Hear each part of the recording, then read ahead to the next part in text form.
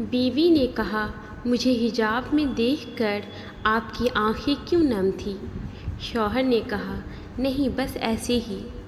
بیوی نے کہا، میں جانتی ہوں آپ کو ایک لڑکی یاد آتی ہے، بہت یاد آتی ہے۔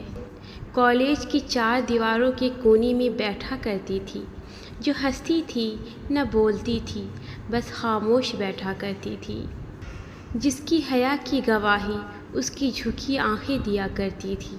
باپردہ تھی وہ اس قدر کہ کردار نمایاں ہوتا تھا، جس کی آواز سننا تو دور، ایک بار اس کی نظر سے نظر ملانے کو ترستی تھی، جس کو برقع میں دیکھ کر آپ کی آنکھوں کو سکون ملتا تھا، جس کی خاموش باتوں سے آپ کو بے پناہ قربت تھی، جس کے پاک کردار سے آپ کو بے پناہ محبت تھی۔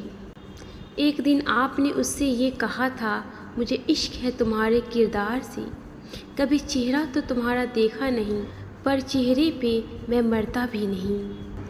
اور اس نے پلٹ کر ایک جواب دیا تھا آپ کو، میرے اللہ کو نامحرموں سے عشق لڑانا پسند نہیں، میرے ماں باپ کے آگے میرا سر جھکتا ہے، انہوں نے میرا رشتہ کہیں اور کر رکھا ہے۔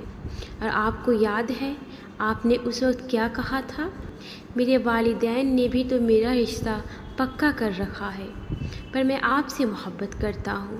پھر اس لڑکی نے آپ کو کہا تھا، ماں باپ کی کبھی نافرمانی مت کیجیے، ویسا کیجیے جیسا وہ آپ کو کہتی ہیں۔ پھر آپ نے ویسا ہی کیا، اپنے ماں باپ کی فرمانبرداری کی، اور میں کل لال جوڑے میں آپ کے نکاح میں تھی۔ شوہر نے کہا، ہاں لیکن یہ سب آپ کو کیسے پتہ؟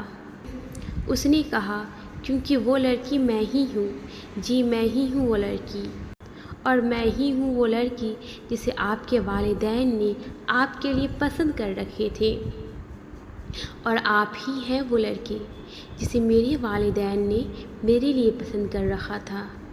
اور کل جب میں آپ کے نکاح میں آئی تو مجھے پتہ چلا کہ جو لڑکا یا لڑکی اپنے ماں باپ کے مان رکھتے ہیں، اللہ انہیں ان کی سوچ سے بڑھ کر خوشیاں عطا کرتا ہے۔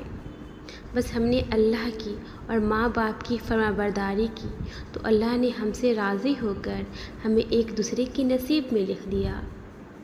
شوہر یہ سب سن کر اللہ کے سجدے میں جھک گیا اور رونے لگا۔